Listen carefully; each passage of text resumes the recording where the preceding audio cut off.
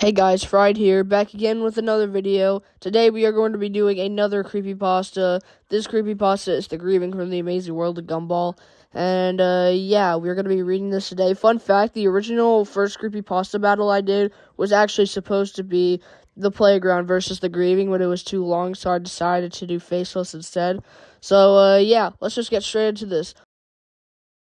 I've always loved Cartoon Network as a kid. As I was growing up, it was my favorite channel to watch. Even today, it has some good shows like Adventure Time and Regular Show. One of the newest shows on the network, The Amazing World of Gumball, is a cute and mildly entertaining show.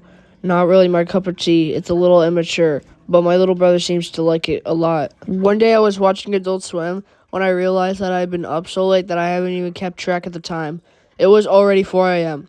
I don't recall ever watching Adult Swim this late. So I stayed awake to see what would happen when it ended. A little bumper showed up at the bottom of the screen during a commercial break. It said that a special episode of The Amazing World of Gumball was about to come on. I was a little confused about an episode of a very popular new show coming on this early, but I was bored and decided I would watch it, thinking it might come on earlier in the day so I could spoil it for my brother. Sort of mean, I know. The flashy and energetic intro theme played.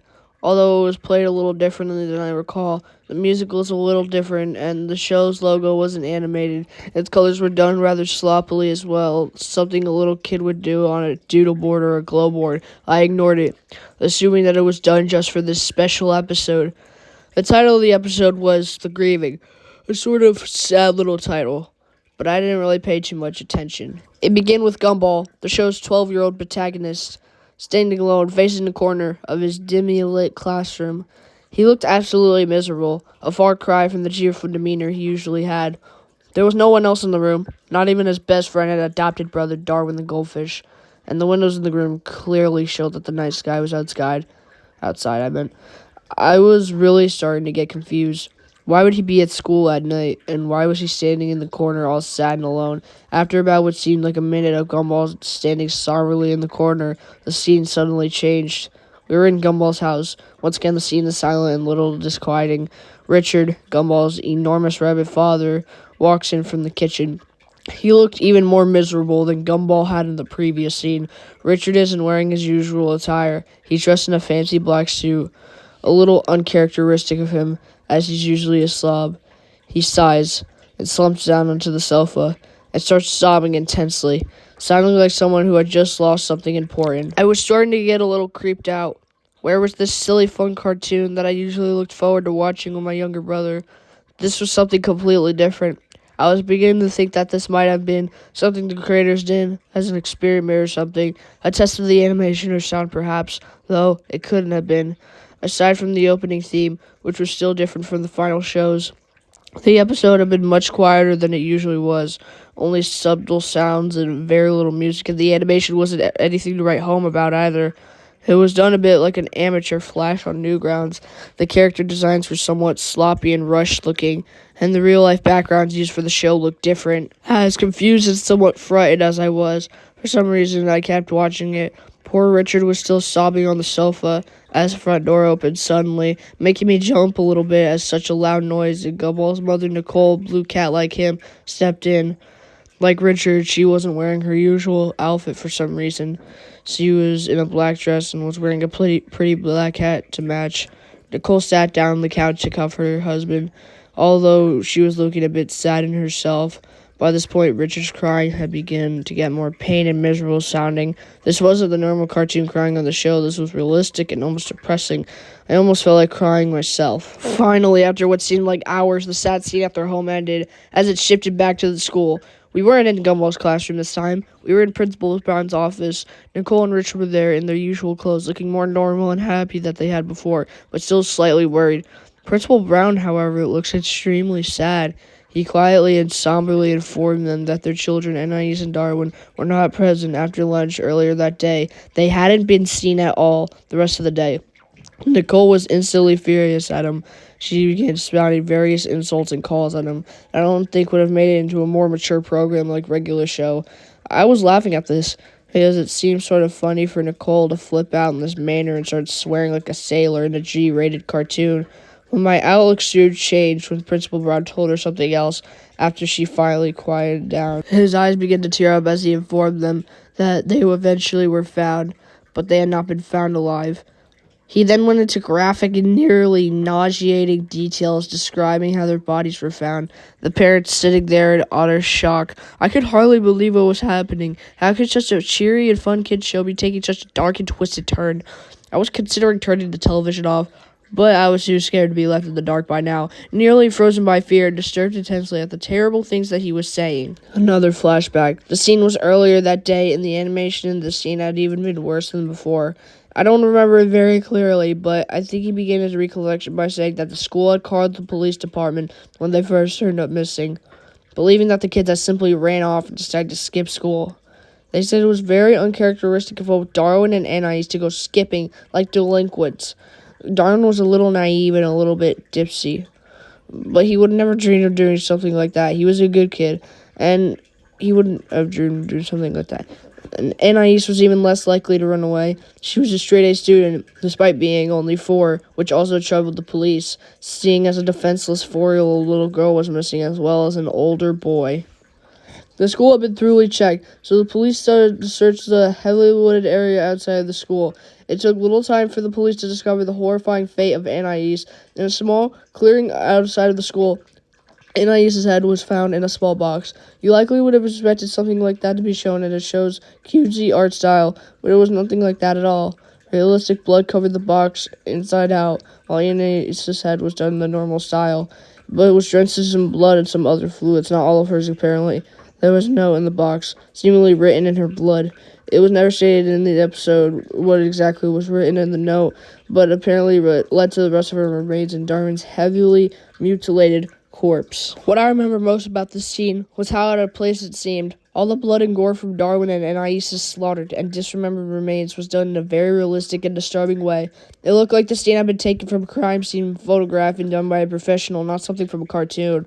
The way the scene was animated was different from most shows I watch. You may know the characters from the series are done in a vastly different animation style from flash animation to CGI, and I think that's even a character done by someone putting their chin upside down to make a face. This particular scene wasn't like anything I had ever seen on the show before. Every little detail on Darwin's face was clearly illustrated. He looked like a little zombie. His face was very pale and his eyes had been gouged out by someone, and Anais fared no better, or what was left to her anyways. She was naked and her stomach had been slit open. Her intestines were strewn around the trees and bushes in the woods, done once again in a very morbid and realistic style. I was feeling very ill by the time this incredibly disturbing flashback had come to an end, so I quickly ran to the bathroom to vomit. I was feeling better, so I realized that I had good timing and ran to the bathroom during a commercial break. It was then I noticed that the show had been running for twice as long. It usually ran for 11 minutes, but this episode was going on for about 30. By then I was wondering if the grieving was any information about it on IMDb or something. So while the commercials were still playing, I looked up some information about this episode on Google. Nothing came up. No information remotely similar to the plot or name of the episode existed anywhere. Now incredibly scared and wondering if anyone else is watching, I quickly dialed my brother Larry and asked him to turn on Cartoon Network because he was saying the same shit that I was. He was pretty mad that I woke him up at this hour, but he's a nice guy and told me he would see for me. I thanked him and stayed on the line as the show came back from the commercial break. It was then, thankfully, the show panned away from the horrific sight of the children mutilated and was back to the principal's office. I asked Larry if he saw some cartoon animals talking or crying, since that was what was going on to my TV. To my surprise, he said that he saw nothing like that. Instead, it was a rerun of an old Looney Tunes short. In utter shock, I dropped the phone and ran over to the TV to turn it off, and as hard as I pressed the buttons, it would not shut off. I tried every single button, and none of them did a thing. I tried unplugging the whole damn thing, but nothing worked. The TV stayed on no matter what. Larry had hung up, assuming that I was playing a joke or something, I guess, and I was alone once again. My door was locked from the outside somehow, and the door to my bathroom was now locked as well. It seemed that I had no choice but to call the police since my other family members were gone that night. It was the reason I could stay up so late to watch Adult Swim in the first place. When I hurriedly dialed the number, I accidentally dropped my cell phone into my cup of Pepsi.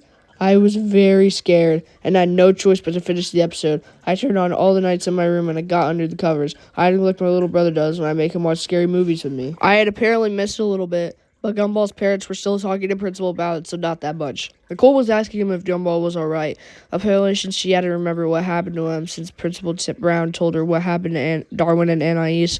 He looked slightly confused and shocked for a moment, and explained to her that he thought Gumball was out sick today and had spent the day at home by himself with a stomach bug. Nicole screamed and wailed while Richard quietly told him in a very out-of-character voice that they thought Gumball had got on the bus this morning, but it didn't seem that way. The police were called once again to search the building and a small forest outside of Elmore Junior High. They had apparently found him in Miss Siam's classroom, hanging by a noose, with a blood-covered knife behind him and blood covering his clothing. The episode ended with a shot of Gumball's dead body hanging there in the corner, fading to black. The credits rolled silently. Not like the usual way Cartoon Network annoyingly airs the promo that squishes half of the screen. These credits were rolled unusually slow, and they weren't that fun to watch either. A little creepy. Just plain white text scrolling on a black background. I only recognized Ben Peculia's name, as he was the creator of the show. The rest of the people I never heard of. The copyright notice at the end said Cartoon Network Studios 2001, which was incredibly odd, seeing as the show was new for 2011. After all that was over, the screen went to black for a split second, during which some incredibly creepy and shocking video clips were shown between static intervals. I can still remember them all very clearly. Sorry about that, I accidentally did that. The first was a picture of a person in a play doctor outfit. Those always scared me for some reason, and the way the person in the suit was filmed was just bad. A red light, something that freaks me out incredibly, was shown over the clip. The next was what seemed like a video being played very quickly, over and over, of a kitten's face being squished by a woman wearing high heels. Which was strange because a so-called friend of mine sent me a picture yesterday of a cat being stepped on and killed, similar to the cat in the video. The last one was the one that disturbed me the most, and made me want to both cry and vomit my guts out. It was my little brother, or at least a small child who looked very similar to him, being shot in the face by a person who looked like my father. You could clearly see the child's brains and blood splatter on the wall. I began to sob uncontrollably after that traumatizing clip, so much that I passed out. When I woke up, my door was unlocked and my television was turned off. I went to call the police on my home phone in my kitchen and report that I had seen some very disturbing things on TV and that my doors had been locked. When they arrived, they could find nothing, like what I remember from earlier this morning. My internet history wasn't even cleared. They were angry at me and just assumed that I had a bad nightmare, when I hadn't. Good thing I recorded the episode. The officers were shocked at what I showed them. Good thing one of the officers felt bad for me and took me out to a small diner so I could recollect my thoughts. At the diner, I remembered that my family was out visiting my aunt, and they were supposed to be back by noon or so. It was already 11, so the officer and I drove back only to find a whole squad of police cars and even some government agents at my house. They explained to me that my little brother was missing and that my mother and father were major suspects. I was freaking out and tried to tell them about the disturbing clip of the boy who looked like my brother being shot in the head, but they wouldn't listen. I stayed with my older brother, Larry, who wouldn't believe me either, still insisting that all he saw was an old Looney Tunes cartoon, nothing at all creepy or weird. The cops eventually told me that they would contact Turner Broadcasting and tell them about the incident. A representative of Turner Broadcasting came to my cousin's house to talk to me in private about what I had seen and experienced that night. He was very kind, but it all seemed like some sort of front. After I could tell him all that I remembered, he agreed to play back that day's programming from when the incident with the disturbing Gumball episode had occurred. To my shock, all that was airing at the time was an old Looney Tunes short. Nothing more, nothing less. I hysterically stopped and moaned that what I had experienced and seen was completely real, but no one listened. Eventually, I discovered that Ben Peculiat had a Twitter account, so I sent him a message about the episode, and this was the reply I got. One thing, how the heck did you find that? I never, ever, ever thought I would think about that old shame again. Don't tell anyone this, Sarah. Yes, that's the narrator's name. But the Amazing World of Gumball goes back further than you know. I used to have a really boring job as a teen, and I sketched little drawings of the Wattersons and friends. The episode you saw was never supposed to be seen by anyone but me and a few friends of mine. It was a very, very awful thing to do, but we made the episode as a joke. A guy from my old job, who everyone hated, had lost a child to a crazy serial killer who was apparently still out there somewhere. But anyway, we made it so we can make fun of how he came into work usually crying like a fool, which is why you saw Mr. and Mrs. Watterson cry so much in the episode. I know. I am deeply sorry for what I did. which is why I tried to bury that stupid thing years ago. Literally, I went out to the countryside with my mates and dug a hole and buried it. I don't get those. How did you describe the blood and the guts and stuff?